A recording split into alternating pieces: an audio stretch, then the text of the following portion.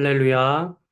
오늘도 진리의 말씀과 그리스도의 사랑으로 충만해지시길 축복합니다. 빌립보서 3장 1절, 17절부터 21절까지의 본문으로 하나님의 말씀을 전하겠습니다. 끝으로 나의 형제들아 주 안에서 기뻐하라. 너희에게 같은 말을 쓰는 것이 내게는 수고로움이 없고 너희에게는 안전하니라.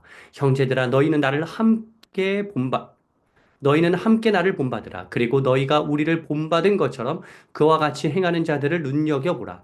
내가 여러 번 너희에게 말하였거니와 이제도 눈물을 흘리며 말하노니 여러 사람들이 그리스도의 십자가의 원수로 행하느니라. 그들의 마침은 멸망이요. 그들의 신은 배요. 그 영광은 그들의 부끄러움에 있고 땅의 일을 생각하는 자라. 그러나 우리의 시민권은 하늘에 있는지라. 거기로부터 구원하는 자, 곧 주 예수 그리스도를 기다리노니 그는 만물을 자기에게 복종하게 하실 수 있는 자의 역사로 우리의 낮은 몸을 자기 영광의 몸의 형체와 같이 변하게 하시리라. 아멘. 바울은 최종적으로 순교했습니다. 바울의 머리를 돌기둥에 놓고 도끼로 그 머리를 내리쳤습니다. 목이 세 번 뛰고 그 자리마다 샘이 솟았다 해서 그곳에 뜨레 폰타네 교회, 새 분수교회가 세워졌습니다. 목숨을 다 바쳐 복음을 증거하였는데 평안한 상태에서 복음을 증거한 것이 아니라 언제 죽을지 모르는 절체절명의 상황에서 복음 증거의 사명을 감당할 뿐만 아니라 비참한 최후를 맞이합니다. 지금 상황도 좋지 않죠. 비록 배려를 받아 가택연금 당하고 있어 편지도 쓸 수 있으나 바울은 언제 죽을지 모르는 감옥에 있습니다. 그러나 바울은 계속해서 기쁨을 강조합니다. 3장 1절에도 보면 주 안에서 기뻐하라 라고 나옵니다. 바울의 상황이 좋지가 않습니다. 그리고 우리가 지난번에도 함께 나눴듯이 많은 이가 그리스도를 믿었다가 배신합니다. 복음을 열심히 전해도 계속 배신하는 사람들이 늘어나니 얼마나 마음이 허탈하고 헛헛했겠습니까? 지칠 법도 합니다. 하지만 바울은 그걸 수고롭지 않다고, 힘들지 않다고 고백합니다. 기꺼이 감당합니다. 너희가 안전하게 복음을 받아들인다면 그걸로 자기 자신은 괜찮다라고 합니다. 바울은 비록 지금 어려운 상황이지만 자기가 선택한 그리스도를 후회하지 않습니다. 율법이나 공로가 아닌 믿음으로 구원에 이르게 하신 예수 그리스도의 고난과 부활에 참여하며 성화의 과정을 겪는 이 모든 신앙의 여정을 기꺼이 받아들이며 의미 있게 살아갑니다. 3장 1절은 이 끝으로로 시작하는데 이는 최종적으로 너에게 하고 싶은 말을 전한다 라고 하는 의미겠죠. 그 시작이 기뻐하라 였습니다. 그리고 쭉 이런저런 이야기를 하다가 17절부터 21절에는 아주 중요한 교훈을 우리에게 안겨줍니다. 이를 눈물로 호소합니다. 바울이 죽기까지 붙들었던 이 복음, 바울이 그 복음의 마음으로 눈물로 호소한 두 가지가 무엇인지를 함께 나누고자 합니다. 첫째, 나를 본받으라입니다. 17절에 나오죠. 이 전체적인 그 흐름과 맥락을 본다면 자세히 관찰하여 그리스도를 함께 본받는 동행의 신앙을 승계하라는 의미입니다. 바울은 이 나를 본받으라고 하는 표현에서 나를 본받으라가 아니라 내 안에 있는 그리스도를 본받으라는 의미를 전하고 있는 것입니다. 그래서 빌립보서 2장 4절에 나의 기쁨을 충만하게 하라. 이 말은 내가 기쁘게, 그러니까 뭐 기쁨조가 돼서 나를 아주 즐겁게 해라. 그 의미가 아니죠. 그리스도의 기쁨이 충만하게 하라라고 하는 의미가 그 안에 내포되어 있는 것입니다. 바울은 자기 제자를 삼았던 것이 아니라 그리스도의 제자를 삼았던 자이잖아요. 그러니 이 나의 기쁨을 충만하게 하라. 나를 본받으라 라고 하는 이 표현은 그리스도의 기쁨이 되어라. 그리스도를 본받아라. 라고 하는 의미라는 사실을 분명히 알아야 합니다. 빌립보서 3장 10절. 내가 그리스도와 그 부활의 권능과 그 고난의 참여함을 알고자 하여 그의 죽으심을 본받아. 예, 보면 바울이 계속해서 그리스도를 본받고 있잖아요. 그러한 의미를 바울은 이야기하고 있는 것입니다. 고린도전서 11장 1절에도 내가 그리스도를 본받는 자가 된 것 같이 너희는 나를 본받는 자가 되라라고 하는데 여기에서도 나를 본받는 자이지만 그거는 그리스도를 본받는 나를 본받아라. 즉 그리스도를 본받아라라는 의미가 되는 것입니다. 이처럼 바울은 하나님의 빛을 비추는 반사체이자 예수님을 바로 보여주는 창문이었습니다. 17절에 이 나를 본받으라는 우리를 본받으라로 확장됩니다. 이는 바울만이 아니라 바울의 동역자들이 그렇게 그리스도를 본받는 삶을 살고 있으니 그러한 바울뿐만 아니라 모든 동역자가 그렇게 그리스도를 본받는 모습을 너희도 본받으라는 초대이며 좁은 길이더라도 끝까지 그 길을 걷자는 신앙의 어떤 독려를 하고 있는 것입니다. 빌립보서 2장 4절 보시면 각각 자기의 일을 돌볼 뿐더러 또한 각각 다른 사람들의 일을 돌보아라고 되어 있죠. 우리가 나의 신앙도 함께 돌봐야 하지만 우리 주변에 있는 신앙도 함께 돌봐야 하는 것입니다. 그러니 너희가 본받아라. 그러니까 우리의 모습을 본받아라라고 하는 그 의미는 너희가 본받고 너희 공동체가 본받을 수 있도록 서로 힘쓰라라고 하는 의미입니다. 여러분 이렇게 신앙을 본받는 신앙의 승계는 굉장히 중요한 것이죠. 기독교에서는 이 신앙의 계승이 굉장히 중요합니다. 예수 그리스도를 바울이 본받고 바울이 그의 제자 디모데를 양육하였던 것처럼 에바브로디더가 빌립보 교인들을 가르쳤던 것처럼 그렇게 계속해서 신앙이 이어질 수 있도록 우리는 노력해야 합니다. 모세의 지도력이 여호수아로 이어지듯이 다윗 역시도 솔로몬에게 어떻게 졌는지 하나님 중심의 통치를 하도록 교훈하려고 했던 것처럼 우리는 우리 각자의 자리에서 이 신앙이 잘 계승될 수 있도록 힘써야 합니다. 바울이 그랬던 것처럼요. 이 신앙이란 동행을 의미합니다. 17절에 그와 같이 행하는 이라고 하는 그 할라카라고 하는 단어는 동행을 뜻합니다. 이는 한 사람의 총체적인 삶의 성향을 의미합니다. 이 할라카라고 하는 단어는 에녹이 하나님과 동행하였다라고 하는 그 창세기 5장 24절에도 쓰이고 노아가 하나님과 동행하였다라는 말에도 쓰입니다. 창세기 6장 1절이요. 또 이 17장 1절에 보시면 창세기 10장 1절에 보시면 아브라함에게 내 앞에서 행하여 완전하라라고 하고 있는데 이것은 에녹과 노아의 길로 하나님께서 초대하는 것이며 그 길로 걸으라라고 하나님께서 당부하시는 말씀이죠.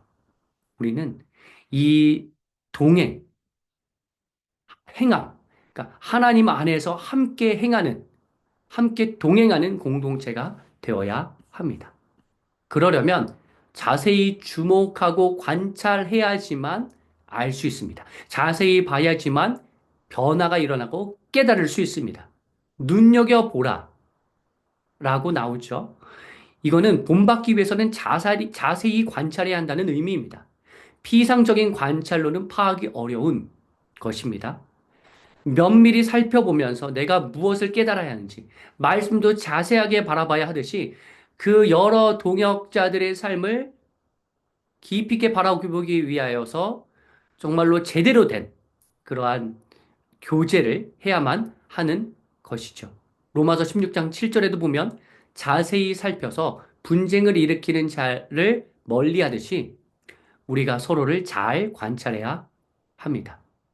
이 모범이 되는 사람을 관찰하는 입장에서는 자세히 관찰해야겠지만 모범을 보이는 입장에서는 나의 모든 행동이 관찰되고 있으니 각별히 유의하라라는 의미가 되겠죠. 이걸 부담으로 여기지 마시고 어차피 우리는 하나님이 관찰하시는 눈여겨보시는 삶을 살고 있지 않습니까? 그러니 이게 부담스럽다, 힘들다라고만 여기지 마시고 그렇게 다른 사람에게 본이 되는 삶을 제대로 살아야 되겠다라고 결단하시면 좋겠습니다. 우리가 하는 행동을 그대로 어, 우리를 따르는 제자들이 자녀들이 그대로 따라합니다. 그렇기 때문에 우리가 좀 더 하나님 앞에서 흔들리지 않는 신앙의 모습을 보여야 합니다. 두 번째, 주를 떠나지 말아야 합니다. 18절부터 21절의 내용을 한 문장으로 정리한다면 주를 떠나지 말라입니다. 18절에 나오는 십자가의 원수로 행하는 자들은 표대를 향하여 달려가다가 중도에 이탈한 무리입니다. 중도 이탈자들처럼 현실에 타협하지 말고 지속해서 그리스도를 본받아야 합니다. 여러분, 이 지금 빌립보서 그리고 그 당시 초대 기독교 공동체에서는 그 여러 부류가 있는데 크게 세 부류로 나눌 수 있습니다. 첫 번째는 승리주의자, 두 번째는 율법주의자, 세 번째는 중도 이탈자입니다. 첫 번째 승리주의자들은 어, 하나님을 믿으면 무조건 승리할 수 있다. 뭐 이렇게만 보는 잘못된 시각을 지닌 견해 차이를 지닌 자들이었죠. 그들과는 뭐 연합을 해야 됩니다. 물론 차이가 있지만. 근데 두 번째 부류에 해당하는 율법주의자들은 공로로 율법으로 구원에 이른다라고 하는 이 복음을 훼손하는 자들이기 때문에 확실하게 경계를 해야 하죠. 그리고 이 세 번째 중도 이찰자들은 앞에서도 설명드렸듯이 현실과 타협한 자들이기에 그리스도를 본받아야 합니다. 어, 디모데 후서 4장 10절부터 16절에는 중도 이탈하는 사람들이 쭉 나옵니다. 그들을 본받아서는 안 되겠죠. 아무래도 유일신 하나님을 믿으면서 살기가 당시에 쉽지 않았을 것입니다. 현실적으로, 경제적으로 어려웠기 때문에 계속적으로 믿음을 지키기는 어려웠을 텐데, 비주류였던 기독교인으로 살면서 수많은 핍박을 받았을 텐데, 그렇지만, 그럼에도 불구하고 우리는 믿음을 지키라고 하는 바울의 이 권면을 붙들어야 합니다. 바울이 눈물을 흘리면서 간절히 호소하지 않습니까? 계속해서 표대를 향하여 달려가라 그리스도를 본받으라고 하지 않습니까? 우리는 이 말씀을 꼭 기억해야 합니다. 19절에 보면 땅의 일을 생각하는 그들이 나중에 어떻게 될지 세 가지로 나옵니다. 먼저 마침은 멸망이다라고 나오죠. 멸망이란 종말의 때에 심판을 받게 된다는 의미입니다. 빌립보서 1장 28절에도 멸망의 증거라는 표현이 있죠. 무슨 일이든지 대적하는 자들 때문에 두려워하지 아니하는 이 일을 듣고자 함이라. 이것이 그들에게는 멸망의 증거요 너에게는 구원의 증거니 이는 하나님께로부터 난 것이라. 갈라디아서 5장 17절에는 육체의 소욕을 경계하라고 나옵니다. 육체의 소욕은 성령을 거스르고 성령은 육체를 거스르다니 이 둘이 서로 대적함으로 너희가 원하는 것을 하지 못하게 하려 함이니라. 땅의 일을 생각하여 육체의 소욕을 따르는 자들은 결국 멸망에 이를 것입니다. 그들의 신이 배라는 것은 탐식을 추구한다는 뜻이죠. 배만을 부풀리는 탐식을 의미합니다. 고린도전서 11장 21절에도 보면 이는 먹을 때에 각각 자기의 만찬을 먼저 갖다 먹음으로 어떤 사람은 시장하고 어떤 사람은 취함이라 라고 하면서 고린도 교회 문제가 공동체 식사 현장에서 남의 배고픔을 먼저 생각하지 않고 자기가 다 먼저 와서 먹는 이 탐심으로 무질서하게 된 모습이며 이를 비판했죠. 그러지 말라는 겁니다. 고린도전서 6장 13절 음식은 배를 위하여 있고 배는 음식을 위하여 있으나 하나님은 이것저것을 다 폐하시리라. 몸은 음란을 위하여 있지 않고 오직 주를 위하여 있으며 주는 몸을 위하여 계시느니라. 여러분, 우리가 하나님이 주신 거룩한 성전인 몸을 그렇게 탐심을 부풀리는데 이용해서는 안 됩니다. 로마서 16장 18절. 이 같은 자들은 우리 주 그리스도를 섬기지 아니하고 다만 자기들의 배만 섬기나니 교활한 말과 아첨하는 말로 순진한 자들의 마음을 미혹하느니라. 그렇게 미혹되어져서는 안 되겠습니다. 영광의 부끄러움에서 영광은 그리스도의 영광이라는 이 거룩한 표현이 아니라 그들이 육체를 신뢰하여 가시적으로 내세우는 화려함. 그러한 그들의 자랑거리가 수치를 당하게 될 것이라는 의미입니다. 고린도전서 1장 27절. 그러나 하나님께서 세상에 미련한 것들을 택하사 지혜 있는 자들을 부끄럽게 하려 하시고 세상에 약한 것들을 택하사 강한 것들을 부끄럽게 하려 하시며. 여러분, 그렇게 그 가시적 자랑거리를 내세우는 자들은 수치를 당하게 될 것입니다. 우리가 그러한 수치를 당하는 자들이 되어서는 안 되겠죠. 우리는 하늘의 시민권을 받은 자들이기 때문입니다. 19절 후반부에 나오는 이 땅의 일을 생각하는 자들은 부끄러움을 당하나 하늘의 시민권자로서 하늘의 것을 추구하는 자들은 하나님의 영광, 거룩한 영광을 취하게 될 것입니다. 골로새서 3장 1절 2절. 그러므로 너희가 그리스도와 함께 다시 살리심을 받았으면 위의 것을 찾으라. 거기는 그리스도께서 하나님 우편에 앉아 계시느니라. 위의 것을 생각하고 땅의 것을 생각하지 말라.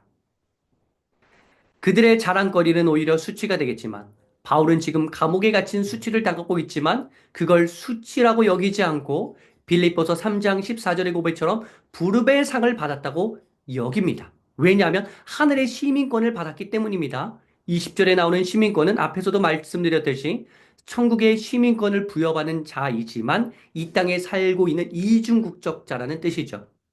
교회라는 표현이 다소 정치적인 색을 띄어서 바울이 쓰기를 조심스러워했고 대신 시민권이라는 표현을 통해 우리의 정체성을 명확하게 심어주고 있듯이 우리 천국 시민권자의 이 중요한 정체성은 구원을 기다리는 자라는 사실을 반드시 기억하십시오. 디모데후서 4장 7절 8절. 나는 선한 싸움을 싸우고 나의 달려갈 길을 마치고 믿음을 지켰으니 이제 후로는 나를 위하여 의의 면류관이 예비되었으므로 주곧 의로우신 재판장이 그날에 내게 주실 것이며 내게만 아니라 주의 나타나심을 사모하는 모든 자에게도니라. 우리는 그러한 구원을 기다리는 자입니다. 20절에 나오는 기다림이란 막연한 그러한 기다림이 아니라 구체적인 행동을 반영하죠. 그냥 넋놓고 기다리는 것이 아닙니다. 예를 들어 우리가 누군가를 집에 초대하여 방문한다고 한다면 예쁜 차창과 접시를 준비하고 맛있는 음식을 준비하고 집안을 깨끗이 청소하고 정리정돈하며 말끔한 옷을 차려 입으면서 맞이할 준비를 하는 것과 같습니다. 그냥 옷이니까 대충 있는 것이 아니라 그러한 여러 준비를 하죠. 결혼 역시 결혼할 사람을 만나기 전에 성품을 수양하고 경제력을 갖추고 몸과 마음을 정결하게 하는 것. 그것이 바로 진정한 기다림입니다. 이걸 안 하고 이상만 찾는 것은 진정한 기다림이라고 할 수 없죠. 우리가 아이를 낳기 전에도 몸의 건강을 챙기고 아이 물품을 하나둘 준비하여서 아이가 나올 때를 준비하는 것. 그것이 진정한 기다림입니다. 이걸 안 하고 무조건 건강한 아이가 나오기를 바라서는 안 되겠죠. 이처럼 구원을 기다리는 자는 장차 오실 예수님을 맞이하기 위하여서 이 세상에서 그리스도인으로서 잘 살아가는 태도를 일컫습니다. 그냥 대충 사는 것이 아닙니다. 천국에 가니까 이 땅에서 대충 살겠다? 그것은 진정한 기다림이라고 할 수 없습니다. 우리가 그렇게 구원을 바라보면서 하늘의 시민권자, 천국의 시민권자로서 살아간다면 21절에 나온 바와 같이 예수님이 다시 오실 때 우리는 예수님처럼 낮은 몸이 영광의 몸으로 변할 것입니다. 빌립보서 2장 9절부터 11절에 나온 대로 예수님이 종의 모습으로 이 땅에 오셨지만 하나님이 예수님을 영화롭게 하셨듯이 우리도 그렇게 변할 것입니다. 이러므로 하나님이 그를 지극히 높여 모든 이름 위에 뛰어난 이름을 주사 하늘에 있는 자들과 땅에 있는 자들과 땅 아래에 있는 자들로 모든 무릎을 예수의 이름에 꿇게 하시고 모든 입으로 예수 그리스도를 주라 시인하여 하나님 아버지께 영광을 돌리게 하셨느니라. 에바브로디도도 몸이 망가졌지만 그의 몸은 고침을 받은 것처럼 나중에 더 큰 영광의 몸으로 우리는 변할 것입니다. 바울과 디모데가 고통 중에도 수고와 땀과 눈물을 흘리고 있는데 그 모든 것이 기쁨과 환희로 변할 것이며 우리 역시도 우리가 흘리는 수고와 땀과 눈물이 그렇게 기쁨과 환희로 변화되는 그런 놀라운 역사를 경험할 것입니다. 그러니 떠나지 마시고 예수님을 떠나지 마시고 영광의 그리스도를 기다리면서 이겨내십시오. 여러분, 믿음을 지키며 살기란 쉽지 않습니다. 어렵지만 주를 본받고 주를 떠나지 않는 복된 인생길을 계속해서 걷기를 주님의 이름으로 축원합니다. 타락한 세상은 18절에 나온 대로 그리스도의 십자가의 원수, 즉 반역자로서 사는 그러한 추세이지만 우리는 바울이 눈물로 호소하는 이 복음에 귀를 기울여야 합니다. 바울의 눈물의 호소는 그리스도의 눈물의 호소입니다. 직접적으로 바울의 눈물이 언급된 구절은 사도행전 20장 31절에 나오고 그래서 에베소에서 3년 동안 밤낮 쉬지 않고 눈물로 훈계하였다고 나오죠. 그리고 고린도서 2장 4절에 보면 고린도 교회 여러 문제로 인해 큰 눌림과 걱정의 눈물로 권면을 하였다라고 나오고 오늘 이제 3장 18절에 이 중도 이탈자들을 따라 주를 떠나지 말고 그리스도를 본받으라고 눈물로 호소하는 이렇게 세 부분이 나오는데 이 바울의 눈물은 그리스도를 따르는 이 성도들이 계속해서 그리스도를 붙들기 바라는 진실한 마음이 담겨 있으면서 동시에 주님께서 그렇게 우리를 향하여 눈물을 흘린다는 사실을 기억하셔야 합니다. 바울은 죽으면서까지 복음을 전하였습니다. 죽기까지 주님께 충성하였습니다. 그렇게 그리스도의 사랑을 몸소 보여주었습니다. 우리는 그 복음을 붙들면서 살아야 하겠습니다. 그리스도를 본받고 주를 떠나지 않은 삶을 살기 위하여서 우리는 구체적으로 무엇을 할 수 있을까요? 우리는 구체적인 질문 몇 가지를 드린다면 우리는 누구를 자세히 관찰하면서 그리스도를 본받을 수 있을까요? 우리는 함께 동행하는 신앙을 이어가기 위하여서 무엇을 해야 할까요? 신앙을 계속해서 계승하기 위해서 우리가 할 수 있는 노력은 무엇일까요? 우리가 현실과 타협하지 않고 중도에 이탈하지 않고 그렇게 살기 위해서는 어떻게 해야 할까요? 우리가 하늘 시민권자로서 땅의 일을 생각하는 자들이 아니라 하늘 시민권자로서는 어떻게 구체적으로 행동해야 하나요? 우리가 현재는 낮은 몸이지만 영광의 몸으로 변하는 그 구원의 길을 기다리면서 우리는 어떻게 현재 살아가야 하나요? 여러 가지 질문에 한번 답변을 스스로 하시면서 우리가 계속해서 주님을 붙들고 그 주님의 길을 떠나지 않겠다라고 결단하는 삶이 되기를 축복합니다.